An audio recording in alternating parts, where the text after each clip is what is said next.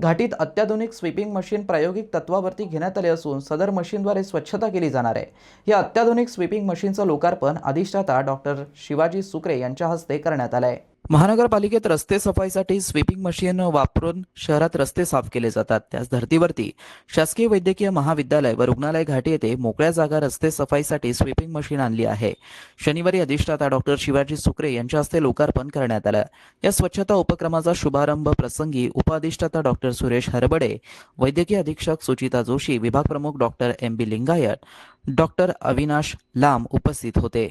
मित्रांनो, ही बातमी तुम्हाला कशी वाटली आमच्या कमेंट बॉक्समध्ये प्रतिक्रियेच्या स्वरूपात नोंदवायला विसरू नका।